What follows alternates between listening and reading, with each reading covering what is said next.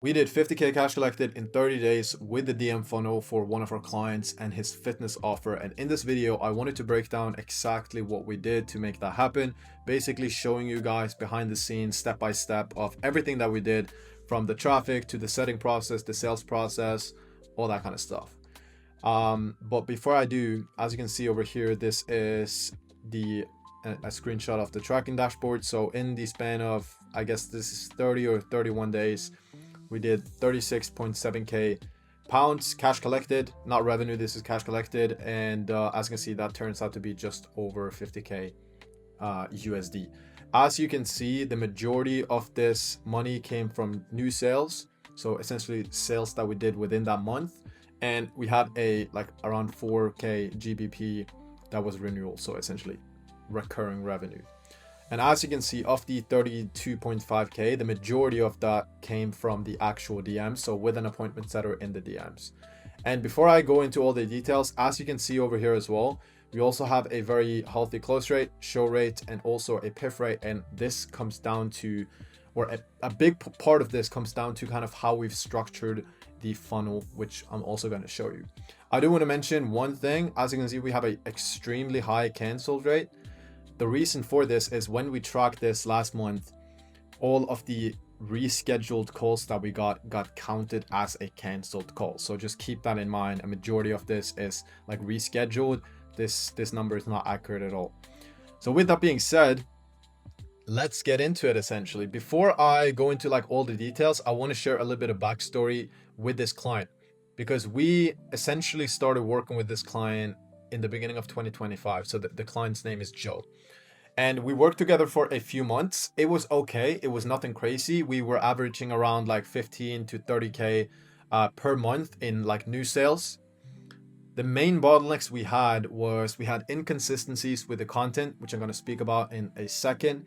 We had a few troubles with the setting process, essentially finding good setters, management, stuff like that.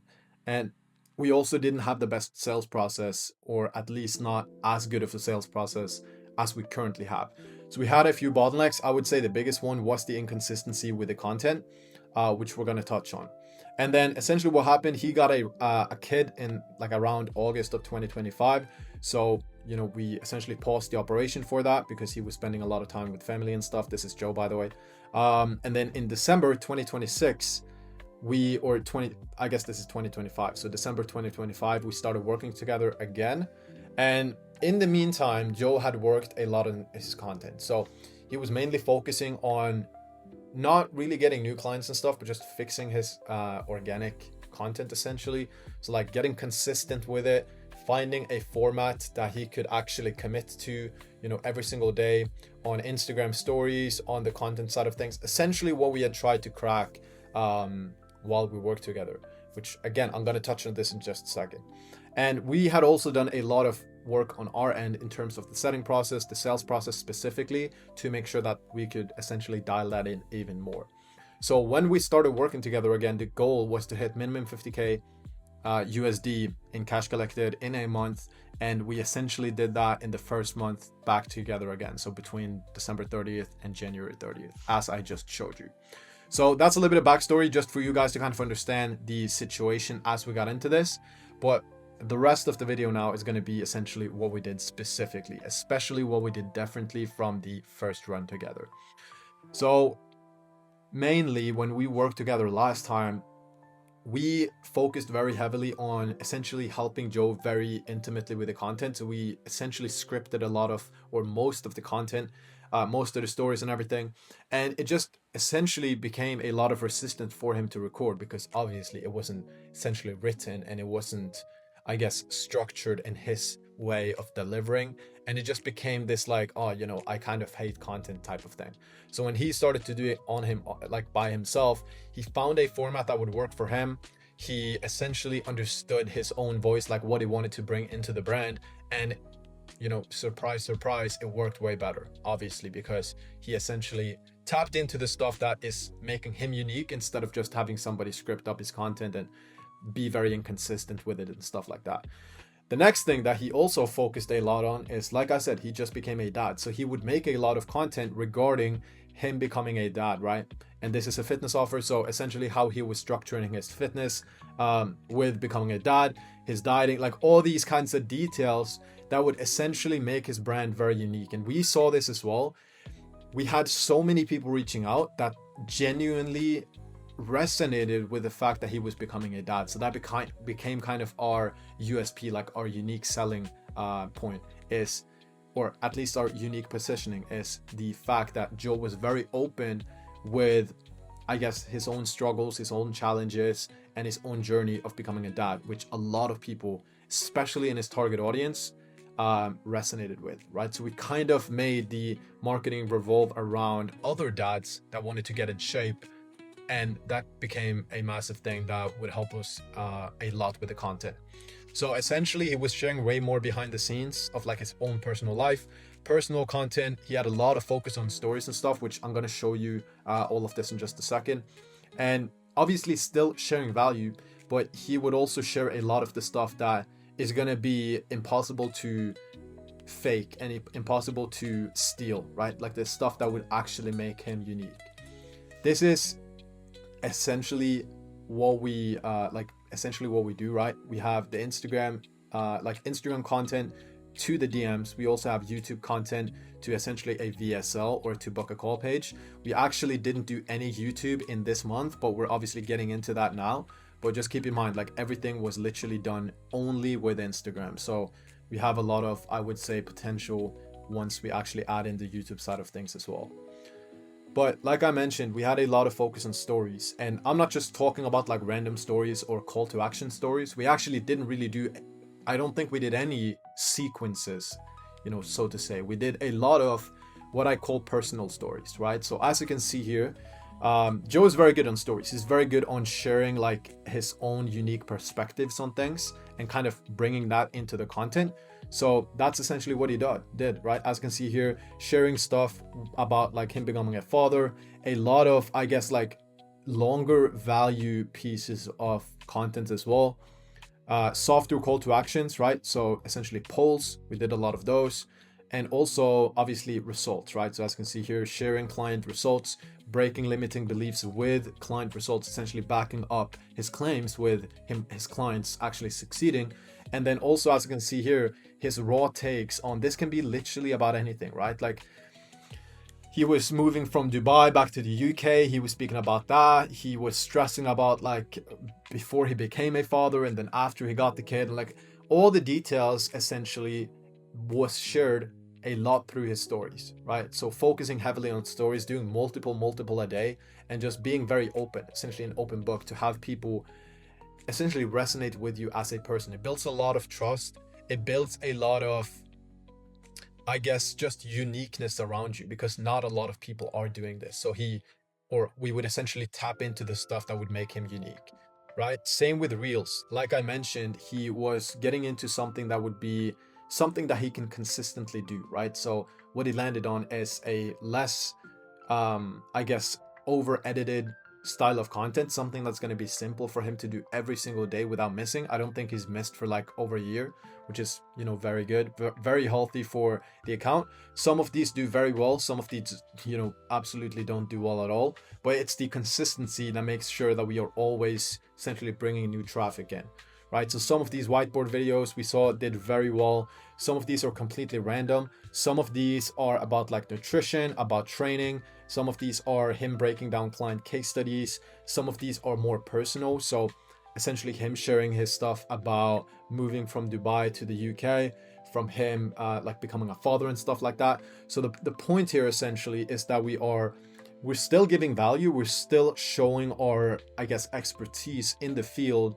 Joe is like a pro bodybuilder, very, he knows his stuff very well, right? So he wants to showcase that as well in his content. But more importantly, because a lot of people can do this, a lot of people can share value, but not a lot of people can share their own journey of becoming a father. That's something that's very unique, like Joe's own unique takes. Even random stuff like him watching specific movies or stuff that he likes to do, like getting into running and jiu-jitsu he was getting into, and all these things just makes him unique. It's basically showcasing who he is as a person, right? So he's documenting his life, he's showing personal behind the scenes stuff, he's sharing updates on his lifestyle, anything. Like he got a hair transplant, he was being very open about that. Like it just shows a lot of, I guess, trust, builds a lot of trust. And then in addition, obviously still showing a lot of client case studies, breaking down client case studies, showing results before and afters, and then also giving value and tips and essentially showcasing, as you can see with these whiteboard videos, for example, how other people can do the same and get results as well. So we usually map all of this out like on a weekly schedule. Joe is very good on content, so we don't do this as much anymore, but we do this specifically for YouTube videos, doing research, all that kind of stuff. Just essentially the point here is to be a little bit structured with what we need to get done, because you want to be in a situation where you can kind of be more personal, but you should still have a strategy behind this. Like you still need to show value, client case studies, your personal stuff, documenting your stuff, especially on stories, right? So just having a structure for Instagram stories, same with the actual content on YouTube, on Instagram, all that stuff. Just making sure everything is very essentially structured, right? So you have an actual plan when it comes to your content. The next thing we did with the traffic was Instagram follower ads. So essentially what we found to be very effective is we took the most, like the videos that essentially did the best organically, right? So for example, this video did very well organically, not just in terms of views, but in terms of the actual quality of the followers and people that commented on the video, right? So you can obviously see where people are coming from when they follow you and who are commenting on your videos. And we saw a lot of people, like I said, we were heavily focusing on the dad side of things. So he essentially used a lot of this in the marketing, and we saw that a lot of people that would comment on, you know, as an example, this is a video that did very well. It's a client case study of a guy that had a very good transformation. Joe basically explaining how he did it, all that kind of stuff.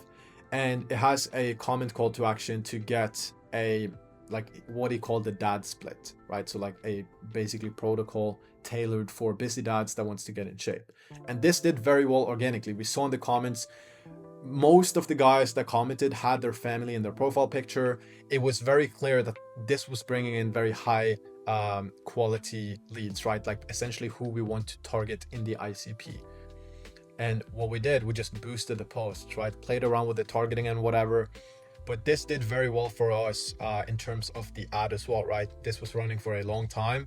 And as you can see, we have got a lot of followers from this ad. We spent around like £1,000, got over 600 followers. And all of these were like, or the vast majority of these were really, really good leads, very high quality. And this ran for a long time for us without really fatiguing, right? We had a few variations of this as well. So we took the best videos and boosted them. So that's essentially the extent of the ad strategy, but this worked very well for us. It's actually worked better for us than scripting the ad, because the point here is it seems like it looks so organic, like it's literally a piece of organic content that we are not essentially scripting an ad, if you get what I mean. Like a lot of times if the ads don't work, it like a big thing might be that it's because it sounds like an ad, so people don't even give it a watch, you know. But when it's organic, you're actually focused on driving value and giving something to your audience, because if the video wasn't good, it wouldn't get views, it wouldn't get the ICP coming through. So if you actually do this and you find winners, outliers in your organic content, if you boost them or if you run them as ads, it's a very, very high chance that they're going to work as ads as well, because, you know, an ad, what is it? You're just paying to get views, right? So if you know that a piece of content is getting views organically, you know, obviously it's probably going to do very well if you put some money behind it as well.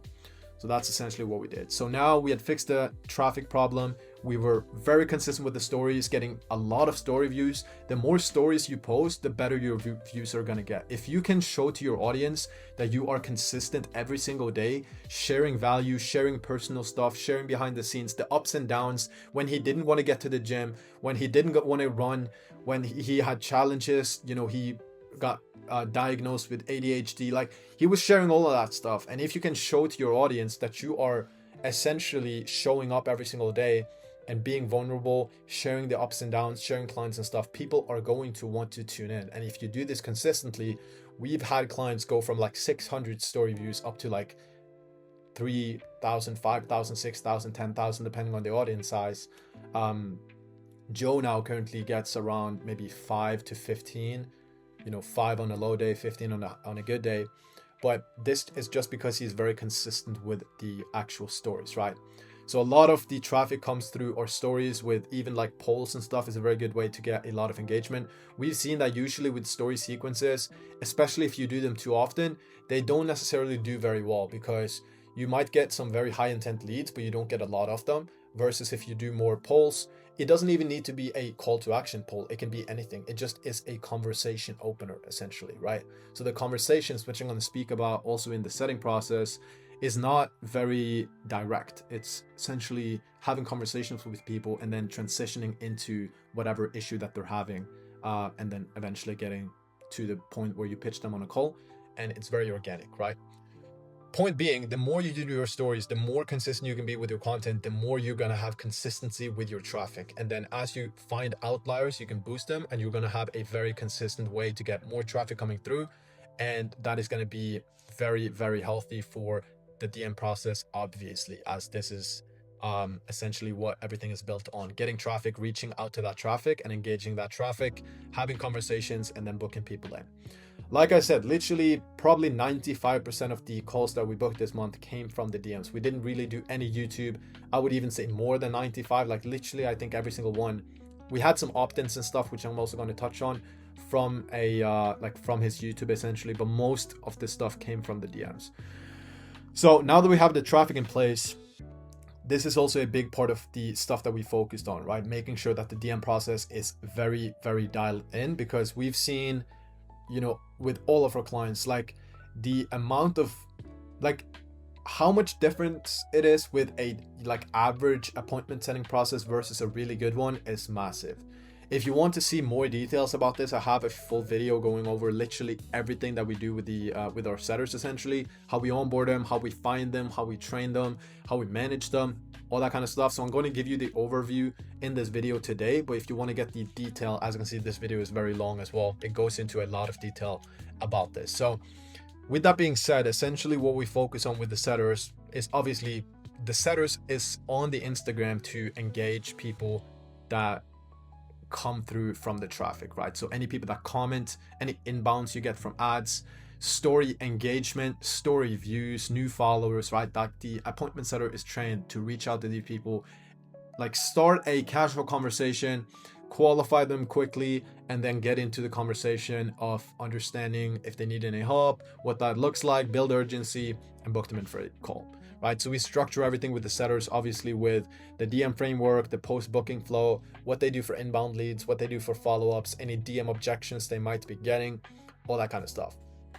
And essentially they find the ICP leads, they have conversations, and make sure that we can maximize the amount of opportunities we can get from the traffic that we do get from the content and the ads and stuff. And the biggest thing we've seen is that, like I said, we need to have a process in place to make sure that the setters are productive in the DMs. They're not wasting time, and they're not they're essentially capitalizing all the opportunities that they can get, right? Essentially engaging all the leads they can, and having a good process to make sure that the leads that they do actually end up being in contact with have a good percent of them reply, and also a good percent of them actually booking a call. So a few things that we've done to make sure that this happens is we usually have a outbound VA on. We actually didn't have one with Joe in the month of January, but you can have a VA on where your setter would only be doing setting and the VA would only be doing outbound. So you can kind of split the the job into two, so you can have more leveraged time for your appointment setter and essentially just get somebody like a VA, which it doesn't require as much skill to just find leads and reach out to them. Detailed tracking system, this has been huge, actually understanding all the numbers in the actual DMs, which I'm going to touch on when I get to the tracking side of things. We do daily training. We usually do multiple calls per week with our setters. Good culture, this is also huge, having a very good culture with incentives, with actually having a good relationship, the setters, us, the client, everything, right? full onboarding. We also script out our setters daily workflow, so they know exactly what to do at every single point of the day, when they're going to do outbounds, when they're going to do follow-ups, who they need to send reminders to about the calls, all that stuff. And like I mentioned at the beginning of the video, this is a big part of why we have such a good close rate and such a good show rate, because you need to think about your sales as starting with the first touch point. So if you have an appointment setter in the DMs, how they do their, like how good they do their job is going to have a massive impact on your show rate and also your close rate and also your PIF rate and like how much you're actually able to get out of leads. Because if you have a, you know, okay process in the DMs and the leads doesn't really feel like it's, you know, a very good conversation, that's going to impact the sale. So just keeping that in mind. We also do everything with like making sure the setters have all the details about the client, his story, the offer, like everything, right? Like the client case study, so we can use the case studies in the DMs, just having a very, very good understanding of the offer. And a lot of times the setters barely even know how the offer is structured and stuff. So you need to make sure that your setters are really, really intertwined in understanding the clients, the results we're able to get, the offer, the deliverables, the actual story of the person, how they speak, their lingo, all that kind of stuff, right? Like I also mentioned, we do everything with the tracking. So we track literally how many calls we get per day, the appointment booking rate from outbounds, from qualified convos, the qualified booking rates, reply rates. And the reason we do all of these different like metrics is because we need to understand where are the bottlenecks, right? So if we look at this just quickly, we can see the reply rate is quite kind of low. So let's change the opener and see how we can improve, right? For example, qualified convo to pitch. This is, you know, could potentially be a little bit better. Maybe we need to do a better job with reaching, like having productive conversations with people, right? Pitch the booking link, right? So we pitch a call, but we're only sending the actual link to around 70% of people. Maybe we need to do a little bit of work in terms of the pitch. When you do it like this, you're going to be able to extremely easily find the bottlenecks, right? So we do this every single day with the setters. They send a end of day report with all the details about what they did that day, not just the numbers, but also essentially how many hours they worked, their own, like how they feel that the day went, their performance satisfaction, what can be improved, everything, right? All the details that we need. Like I said, we also do setter calls every single day. We do conversation reviews every single day with the setters, and just making sure that we have as good a process as we can to make sure that the setters that we do get on have a very good chance to actually succeed. And obviously this also comes back to where you hire from, how you hire, the way you onboard, the way you set expectations with the setters, the way you train them. That is also a massive thing, which again, if you want to get all the details, check out the video on my YouTube. This is the one. You're going to see all the details that we do. But as you can see, this works extremely well for us. Also, these setters send, like every single time they book a call, they send a detailed description of the lead. And as you can see, the clients are very happy with the setting process as well. So that's been a massive, massive point of the process that we've essentially optimized, which has had a very, very positive effect on, you know, the amount of calls, the quality of the calls, the show rates, the close rates, everything, right? And ultimately how much money we're able to make. So the next thing is going to be the funnel and the pre-call flow. This is also a big thing that we focused on, especially the pre-call flow. So like I mentioned with Joe specifically, we actually didn't do any YouTube videos in the month of January. The VSL is not even up at the moment. We just have a opt-in form on the page. We actually do get quite a few opt-ins. So like I mentioned, when we're going to be getting back into YouTube and getting a proper VSL set up and all that kind of stuff, it's going to be a different, a different conversation. But for now, this wasn't a huge priority for us. We wanted to mainly dial in everything on the Instagram side of things, but we're going to be getting into this as well. But as you can see, we are getting opt-ins from this form. Very simple form. Usually we would have the VSL here and the form below, but we don't have the VSL up. So we just did the form simply. And as you can see here, we're getting all of these guys essentially opting in, and then we have the team call these people up, right? So we call them up and we book them over the phone, which I'm also going to touch on with kind of how we set up the phone number, the CRM, the dialing, the WhatsApp number that we get, and all that kind of stuff on the next stage when it comes to like the back end essentially that we have in place. But like I said, we didn't focus too much on this, so I'm not really going to touch too much on it. The next thing though that we did focus on is the pre-call page and the pre-call flow. So this is some updates that we did that made a huge impact on our show rates, our close rates specifically. So essentially every single time somebody books in a call, they get redirected to this page where we have a confirmation video going over how we need them to mark the event as yes, I'm going to come, how to find the links, because we are dealing with a more mature audience, right? So people in their 30s, 40s, 50s, and we need to kind of explain to them how this even works. The chances are they might not have been on a Google Meet before or a Zoom meeting before, right? So how to confirm the call, how to add it to your calendar, all these kinds of things. If you need to reschedule, let us know in advance, everything like that. And then we also go into the actual offer and explain the offer a little bit more in detail, show more client case studies, results and everything, and basically get them ready for the call, right? So this is what this video does. And then the rest of the page is just client interviews, client case studies, client results, and as much as we can to essentially warm them up and show that this is actually working for other people as well, and essentially getting them ready for the call, right? So increasing our chances of them showing up, being excited about the call. We also tell them to bring a pen and paper to the call because they want to take notes, not to be in a noisy environment, all these kind of things. So essentially just getting them ready.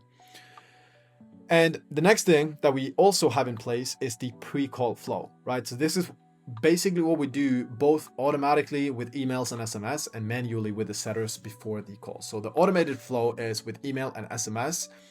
We previously obviously also had this in place, but we did a massive upgrade on the email side of things specifically. Instead of sending, let's say 3 or 4 emails before a call in total, we are now sending 3 or 4 emails every single day leading up to the call. And that might sound excessive, but we've seen that this has a massive impact, and a lot of the leads come onto the call, explaining the stories they saw in the emails, how much it resonated with them, maybe stuff that they hadn't known before. And it has a massive positive impact on the, like I said, show rates, close rates, everything. So essentially what happens on the automated side of things is when somebody books in, if they are qualified, they get the automated reminders on SMS and email. And as you can see over here, we are sending, between 3 and 4 emails every single day leading up to the call, right? So all of this is like automated. Essentially when somebody books in, they get added to the email flow, the SMS flow.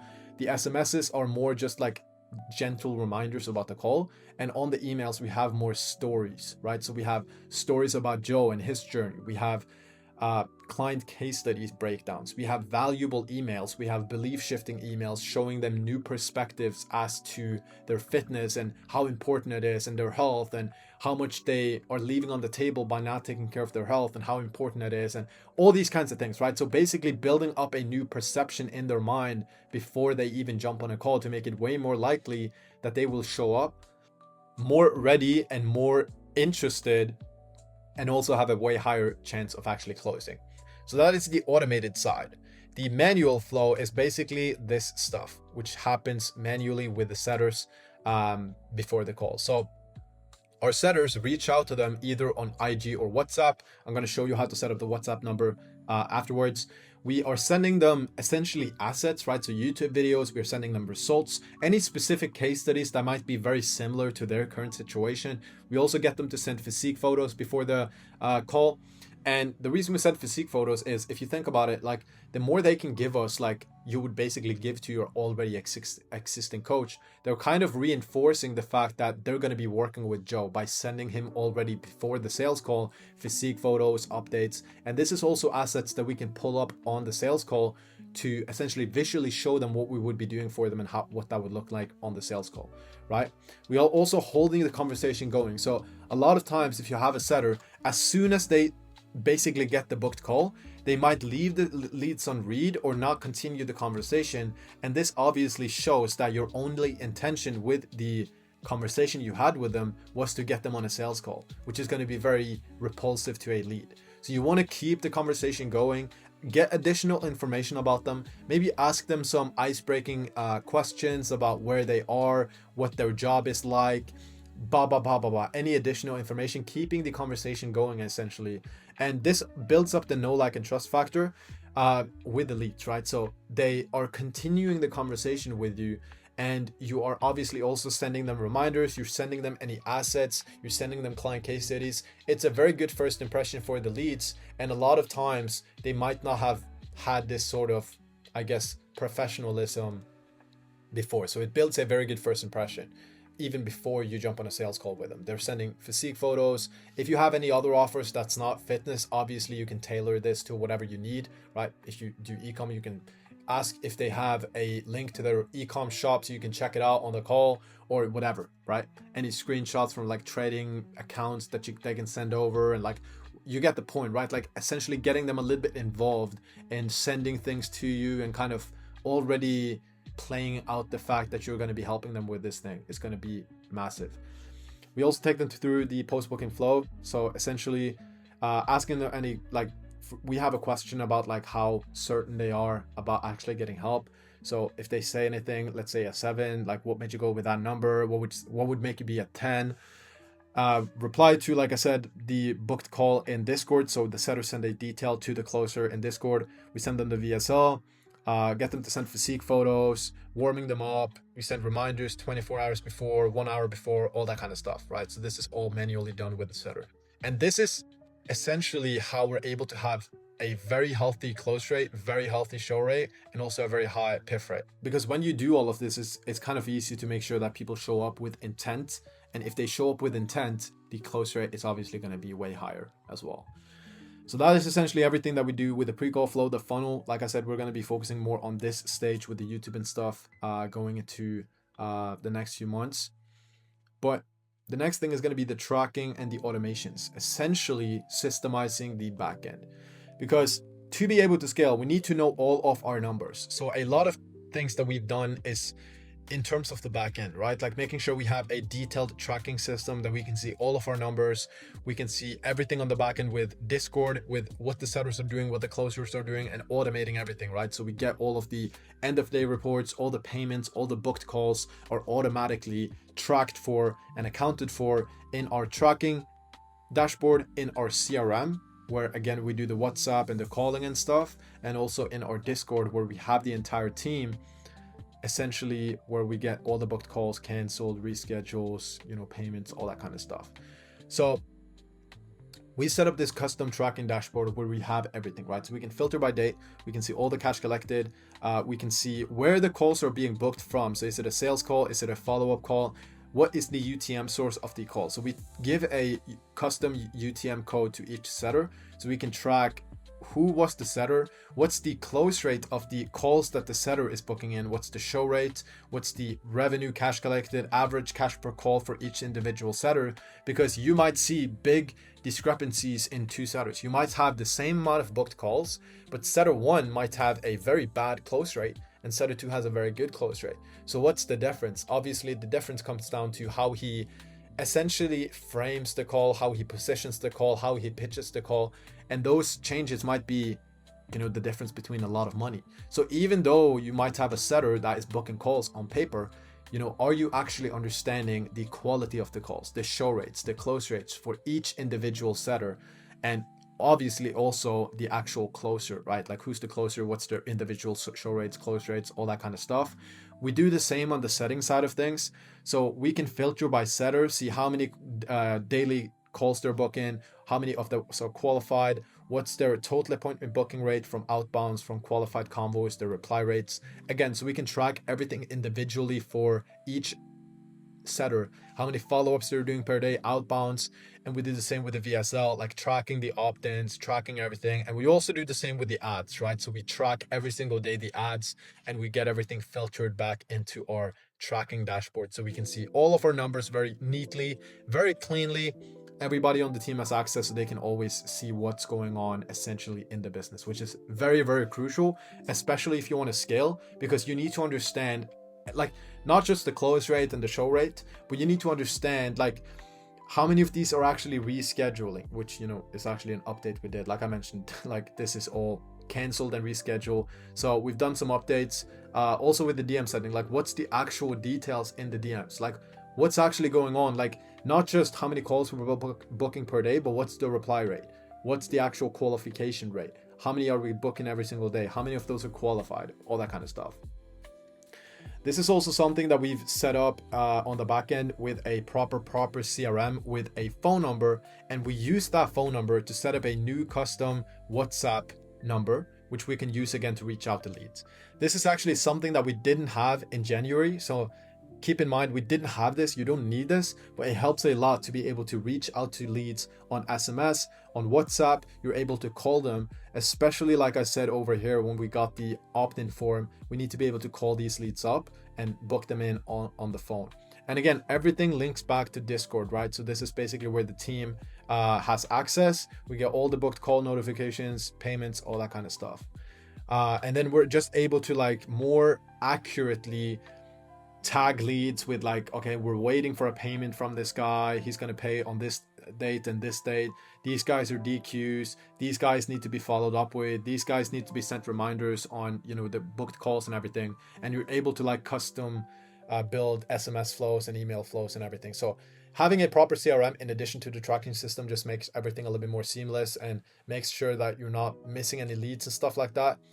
And essentially, when you have this in place, you're going to be able to see like all the different details from each team member and even your YouTube videos. As you can see here, like if we book in a call from a specific YouTube video, we have a code on that video so we can see if people actually came from that video. So we can track our close rates, our show rates and stuff from individual YouTube videos, who booked in from the Instagram bio, who came in from the opt-in form, who came in from this setter, that setter, everything, right? So we're able to like just very clearly see what's going on, and that makes it very easy to understand what we need to focus on, what we should double down on, what needs to be improved.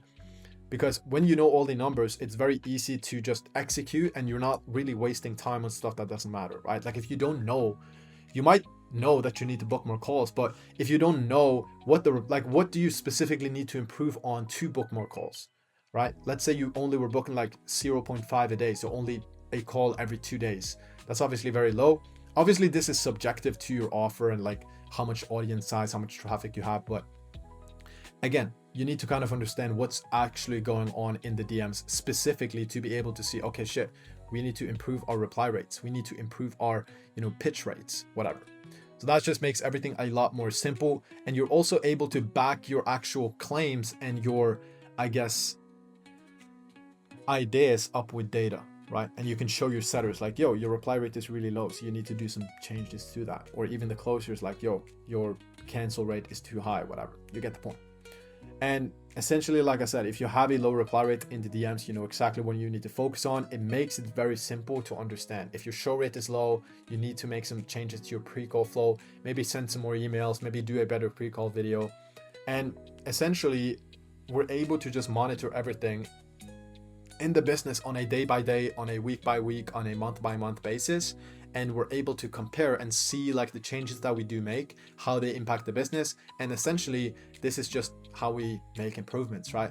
This is how we make improvements to the VSL, how we make improvements to the setters, how we make improvements to the pre-call flow, to the traffic, to the ads. Everything is tracked this way, and it just makes it very simple to see. This is, for example, how we came up with understanding that, okay, we need a proper CRM, we need a proper number, we need to reach out to leads on the phone, we need to be able to call these guys up because we were tracking our numbers, so we know exactly what we need to focus on. And this is also why, you're able to see when you need a new closer, when you're actually, I guess, diminishing your returns by not hiring a new team member, right? So your setter is literally at capacity. He can't book more, he doesn't have time. Okay, we need to hire an outbound VA, or we need to hire a new setter or a new closer for that matter, whatever. And this is essentially what we are using to scale even further, and how we're getting into all the other stuff, like I said, YouTube, and focusing more on ads and getting more people on the team in terms of setting in sales and stuff like that. So with that being said, a little bit of a longer video, but I wanted to go into a little bit of detail into kind of what we did specifically. So I hope that has helped some of you. If you want any help with this, if you want to do a analysis of your current business, your current, I guess, content, your ads, your setting process, anything like that, there is a link in the description for you to book in a call with me personally. It's not a closer, not a setter, anything like that. Or if you have any questions, you can reach out to me on IG, and I'd be happy to help you guys out. Anything in terms of tracking and the setting side of things, whatever. If you have any questions, let me know. And yeah, I guess that's it. I'll see you guys in the next one. Ciao, ciao.